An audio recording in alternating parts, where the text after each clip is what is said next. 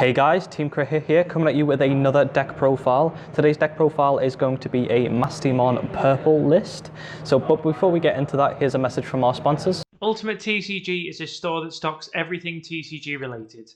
Whether that be Yu-Gi-Oh! Magic or Digimon, you name it, they've got it. Head over to their website and use the code TCHIT505 to get 5% off your order. Have you been looking for your new favourite playmat? Well, Chao Sugoi is the place to be. Whether it be customised playmats, memory tokens, or anything else, they have everything you will need to play the game and more. Even better, when checking out, if you use our discount code TEAMCRITHIT, you can also get 5% off your order. So yeah, let's get into what the actual list looks like. So we'll start with our babies, as always. So in this list, we are running 5 babies. We're running 1 Koromon, and we're running 4 Uppermon. Now the reason that we're running this is because this deck self-damages a lot. We're going to find ourselves wanting to be on 3 security a lot. So if you don't know what Uppermon does, its effect is when attacking, once per turn, if you have 3 or fewer security cards, you can trigger to draw 1 card. Drawing cards in this deck is very, very good because drawing cards in yellow is really insane. Being able to draw your combo pieces and other really key cards to make you get that win is very important. So this Uppermon is nice. And we have the Koromon because running a 5th egg is still very necessary really. Games can draw out, and Koromon can be that minus 1000 power at times. So its effect is if you have 3 or fewer security cards, which like I said we're going to be aiming to actually do, then you can choose one of your opponent's Digimon and it'll gain minus 1000 DP for the turn. Pretty good overall. It's mainly, like I said, just there to run that 5th egg. You can run anything else you want in this space, but it doesn't really matter as long as we're getting that Uppermon. Next, we'll take a look at our rookies, and we're running a very, very strong rookie that Yellow has. So this is Pulsemon. Pulsemon is a promo that came out in the pre-release. So it's a 3-cost rookie with the on-play effect of if you have 3 or more security cards, you trigger draw 1. And if you have 3 or fewer security cards, you gain 1 memory. Now this is very good because you want to be putting yourself to 3 security, as I've already mentioned. So when you do that, you can play a rookie for 2 and have a draw when you play it too, which is ridiculous. This also combos really nicely with our Mega, and I'll go into that a little bit further along the line for that. Next up, we've got Salamon. So Salamon is a card that you will have seen a lot if you've played Yellow or if you've played against Yellow. So it's a 4-cost rookie, and it has the effect of, on deletion, if you have 3 or fewer security cards, you trigger recovery +1. This is really nice because we want to be, as I said many times, you want to be hovering around 3. Now this is critical because if you're on 3 and you can go to 4, then you can use your Mega Mastemon again to go back down to 3, get all of your effects going off, and even further than that. Also, what's really nice is because you're self-damaging, you can call this out as well, and gaining that recovery back can be critical if your opponent's pushing a lot of pressure towards you. So it's really nice, and there's a specific reason that we run 4. Next up, we're running 4 Bushy Agumon. Now you might be thinking that 4 Bushy Agumon is a lot, but this is a very, very strong card in the format. It's really nice because not only do Yellow have the option to go to 5 memory in a turn because of the options card Blinding Ray that we have, so you can hard play this and swing with it too, but because you can bring this back with the likes of your Mega, meaning that you can swing with it too, and that's it can be up to 3 damage a turn by that combo, so you want to be seeing it really, and it's really, really nice in the deck. So we like it at 4. Worst case scenario, it's just a vanilla rookie that you're going to put on top of one of your babies. Next up, we've got 2 Salamon. So in a lot of our lists, we always try and fit in some of the 2-cost rookies. And although we're already running the Pulsemons, which go down to 2 if you're on 3, obviously, it's nice to just have these. Being able to go into this, play a champion on top of it, and then go into an ultimate all in the same turn is very, very strong and still very effective. Really good in the meta where there's a lot of removal and you need to be able to play things and not have to heavily rely on your raising area. To finish off our rookies, we're actually running 1 Lucemon. So we're fortunate enough to have the Alt-Art Lucemon here. Very, very fantastic card. It looks amazing. So if you don't know what Lucemon is, it's a 13 play cost, which may seem ridiculous for a rookie. It has 10,000 DP, which is, again, really high for a rookie, but it has the effect of, while you have 10 or more cards in your trash, when playing this card from your hand, you can reduce its cost by 8. So this is effectively a 5-cost rookie. Most of the time, we're not going to want to play it for 13 ever. But the reason it's so nice is because it has the simple effect of on play, recovery +1. This is really strong in this deck, again, as I said, because you're going to be self-damaging a lot. You want to be trying to make sure that you're having a very nice balance of how much you actually have in your security. It's very much security control-esque. Not in that I'm being scummy and running red yellow Mackies like I would and I will do, but in the fact that you really need to be watching how much security you have, and it definitely depends on your matchups too. So we like the one Lucemon.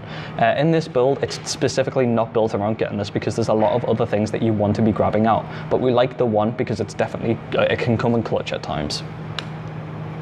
Next up, we have a very fantastic card, and a lot of lists are running 3 at this, but we just absolutely love this card. We're running Gatomon. So again, we're lucky, most of our lists are max rarity. I believe all of them are at this point, but this is Gatomon. We've got the 4 foil Gatomon, and Gatomon, if you don't know what it does, it's a promo that came in the from this set, and it is a 6 play cost with a DP power of 5,000, which is a little bit yeah, it's okay for a champion. It's like midway. It has a Digivolve cost of 2, so if you need to use it as just like a vanilla-esque card, it's fine to do so. And it has the effects of, during your opponent's turn, while you have a purple Digimon in play, this Digimon gains blocker. This is fantastic because Mastemon is purple Digimon, it's not a yellow Digimon. It just works in tandem with the yellow stuff, so this top effect works brilliantly. And alongside that too, it also has the effect of on play, if you have 3 or fewer security cards, you trigger recovery 1. So we've already went over 5 rookies that we run that recover already, and now we've also got a champion that can help us recover. This is really good because you can call this out with the effect of Mastemon, which we'll get into later, and you can also have a recovery and an additional blocker on your board, which can come in clutch against some matchups. Not so much if you're against the War Greymon yellow, because of course they minus 6,000 on attack, but that on-play recovery can really come in clutch alone. And a lot of the times, this Gatomon is a better decision to choose than the Lucemon, because having 2 effects over just the on-play recovery can really be nice. Of course, that Lucemon being 10k is clutch at times too. Next up, we've got Pidomon. Pidomon, I don't know, saying that word just feels weird, but yes, it's the 1 Digivolve cost blocker. I don't have to go into it too much. It has the blocker effect, and when you attack, lose 2 memory. Now, alongside that too, we've also run Churiamon. So Churiamon is very similar, but this is just a vanilla champion that has that 1 cost Digivolve cost, and this works perfectly in tandem with that Salamon play that I mentioned. Being able to hard play a Salamon, go into a Churiamon, and now you're on 0 memory if you have your Tamer out, and then go into an ultimate on top of that means that you're actually getting places you go, and then you're building back boards and a very removal heavy meta. So yeah, pretty nice and happy with our champions, especially now since yellow is a bit slow off the get-go to get more 1-cost ones. Next up, we've got War Growlmon. This card is very strong in the meta, and it's being outshone a little bit by the Anduin one, which we'll talk about. But this card needs to be accepted, and you definitely need to watch out for some of the cards that we're running in the list. So War Growlmon is especially fantastic because it has the effect of main Digiburst 2. One of your opponent's Digimon gets minus 4k for the turn. Now that removal and that power is nice because you can kill a rookie with it, or you can minus something lower, because we are running /Angemon in this list. But the reason that this works so perfectly in this list is because being able to Digiburst your level 3 and your level 4, so your rookie and your champion, means that you're able to get them back out from the likes of Mastemon. So it's very clutch, and it can come in great. Another fantastic thing about that is you don't mind, for example, playing that bushy Agumon in your in your raising area, because if you do that and then you Digiburst it out, then it's exactly where you want it to be, which is in your trash, so you can call it out with other cards. Really nice War Growl. It's just a very nice card, and we're getting there. We only do have 2 of the pre-release ones, which I say only because the the fact we have 2 is ridiculous for the low print that they have. So this is Anduin. This is a card that everyone is screaming to be limited or at least banned because of how really strong War Greymon seems. But overall, it's a very just nice card. So it has the effects of, when Digivolving, one of your opponent's Digimon gains security attack -2. So that's really good because it stops your opponent from possibly having like OTK swings, which is crucial in a meta like this where there are cards like that. Being able to stick this on a War Greymon means, sure, you can restand, but you're gonna have to self-damage just to remove 1 card for 6,000. But the reason that this card is so critical is because it has that inherited effect of, if you have 3 or fewer security cards, you may play 1 yellow level 3 Digimon card from your hand without paying its memory cost. Now this didn't seem as OP when the card came out in set 1.5, because at the time there weren't so many crucial rookies for yellow, but yellow now having the likes of Lucemon, Pulsemon, Bushy Agumon, and the fact that this card is not once per turn means that when you're playing War Greymon, you can swing with this twice and summon very strong rookies for free. Now in this list it works nice because it's just free summon, and that's exactly what we want in this list. We want to be able to summon things for as low cost or as much, because we want to be going wide. We want to be swinging things into our opponent and just smashing as much face as you can. So being able to go into a Mastemon on top of this, summon a Bushy Agumon, and then swing with that Mastemon and summon another Bushy Agumon is ridiculously strong. It's very, very nice. Next up, to finish off our ultimates, we're actually running 2 of the additional Angiwomon. This is the Recovery +1 Angiwomon. So this is from the starter deck, but this is the alt art. I absolutely love this card. So it has the when digivolving effect of when you have 3 or less cards in your security, recover +1. Now this is again really nice, as all the other recovery cards are.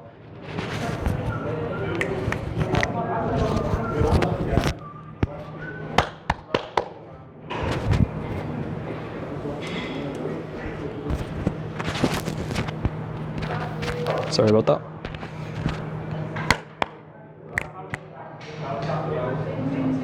So this is a fantastic card because, as we have said about all of the other recovery cards, gaining that security at a crucial time is really important, because going into this and then going into your Mega Mastemon allows you to have the resources to trash and then call stuff back and just play your deck and get those combos out. So we really like 2 of those. We don't feel like this Angiwomon is as critical in this list as this one can be as well, and it's nice to have that nice balance between them. Very, very nice. So next up we have the pièce de résistance, the card that we have talked about a lot on this list, the Mastemon. So Mastemon is a very nice, and it's a fan favorite right now in the meta and how it's going. I think people are a little bit stale of some of the yellow cards, so seeing Mastemon come out and be able to play a different play style for yellow is really nice to see, especially for me because I adore yellow. So its effects, it's a 12 play cost, which you really don't want to do. It has 12,000 DP, which is nice because a lot of the cards in the meta now have at least 11,000, such as War Greymon. So being able to swing this and have this in your security can stop their turn right there on the tracks, which is great. It's a 4 cost Digivolve cost on top of purple or yellow. Obviously we're going to be doing that in yellow in this one. Now that's crucial because that 4 cost is why the likes of Pulsamon is so important. But the reason it is because it has the effect of, when digivolving, trash 1 card from the top of both players' security stack, and then you can play 1 purple or yellow Digimon card with a level of 4 or less from your trash without paying its memory cost. So the main thing about this is we have ways in the deck to try and make sure that we are turning that 4 Digivolve cost into a 3 Digivolve cost, and we want to do that so that it doesn't end your turn.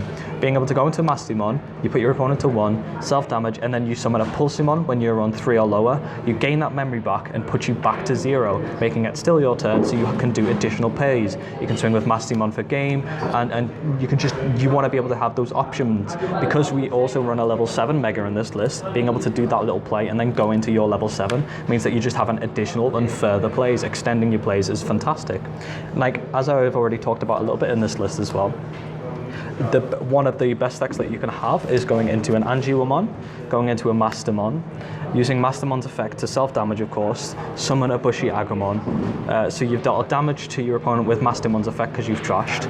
Swing with Mastemon, which does an additional damage, and then Angiwomon effect to summon an additional Bushy Agumon. So there's 2 damage because of the Mastemon's trash and attack, and then swing with Bushy and swing with Bushy. That's a 4 damage turn. Now, because they both have rush, it's like it's not affected at all. Now, the way that we can actually do this is because we need to have other cards to be able to have us actually get to that 3 memory. This is a fantastic play to have if your opponent puts you to 4. It's really, really nice. But we do run a Tamer to try and help us get there, and of course we run options cards to try and get us to 5 memory or higher, so that we can have little option plays and do that very strong play of 4 damage in a turn. Next up, we have a very key card in the meta right now. We have 3/Angimon. Now this is so fantastic because we run it in tandem with the War Growlmon. So /Angimon has the when digivolving effect of, when one of your opponents one of your opponent's Digimon gets minus 8,000 for the turn. Now, because you can use War Growlmon's effect to minus something by 4,000, if you then go into /Angimon and minus it by 8k, you can remove any Mega that's 12,000 or less in this turn. That's really, really strong in this meta because there's a lot of key pieces, and just being able to do that can really put your opponent behind. Because it's slash as well, you don't really care about anything from there, and you can just start swinging with it. Now, it does have that downside of only being 8,000, but we deal with it because of such high value from that removal. Next up, we're taking a look at our level 7 megas. We've got 2 Millenniumons. Now, this card really pulls this deck together. Being able to have that additional removal is fantastic. So if you don't know what Millenniumon does, it's a 15 play cost, which again, you don't ever want to do. It has 13,000 DP and the Digivolving cost of 6 on black or purple. So it's going to be purple for us in this deck. It has the when Digivolving effect of return one of your opponent's Digimon to the bottom of their deck, and you trash all of the Digivolution sources underneath that card. This is great because being able to put the card to the bottom of the deck means that you're not deleting it. A lot of undeletion effects are currently going around in the meta, such as the Valdor arms gaining that memory and can just completely shut down your turn, but putting it to the bottom of the deck means that you're not giving your opponent so much memory from that. Really, really nice Millenniumon. It also has a very nice effect in this deck of on deletion. If this card had Digivolution cards, you may play this card from your trash without paying its memory cost. This is fantastic because not only when it dies do you fill your trash with cards, but then you also get another beta back. Really, really good because you just want to be swinging wildly with this and doing as much damage as you can so you can do those Mastemon plays of doing like 4 damage in a turn, which is really scary. Next up, we have another way, like I said before, of us actually being able to get that additional memory that we need so that we can use Mastemon's effect and not have to worry about it passing on to our opponent's turn. So Blinding Ray has a 0 Digivolve cost and has the effect of main, trash the top card of your security stack, and then you gain 2 memory. Now, trashing the card is a little bit painful because we already self-damage, but this is also a really great way to make sure that we can get down to 3 without having our opponent to have to attack us.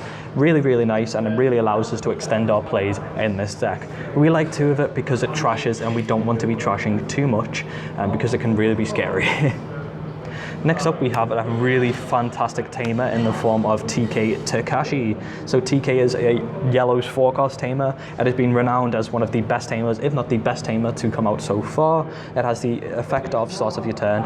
If you have 2 or less memory, you can set your memory to 3. It also has the on-play effect of look at your security stack and then reveal 1 card in it and add it to your hand.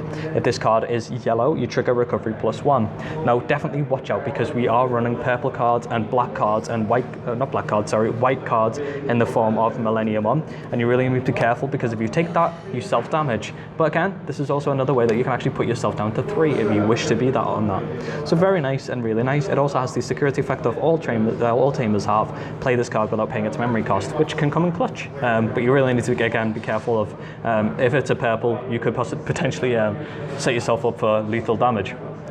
And to finish off the list, we were actually running 1 Karikamiya. So this is a purple Tamer, which is a little bit different. It's a 3-play cost and it has the effect of, during all turns, when a card is removed from your security stack, you may suspend this Tamer to gain 1 memory. Now this is fantastic because there's just so much value in this with the cards that we run. This is another way that we can make sure that Mastemon keeps it to our turns, makes it Mastemon a 3-play cost, which is very, very good. It also has the security effect, again, as the TK does, of play this without paying its memory cost. So yeah, that is our Mastemon list. Let us know what your favorite deck in the set is. And just before you leave, here's our message from our sponsors. Crit Hit Game Hub is the largest gaming store in Liverpool and stocks all things games. From card games to D&D to Warhammer, whatever game you play, they have a place for you. Also, using our code CritHitDigiTeam, you can also get 10% off your order.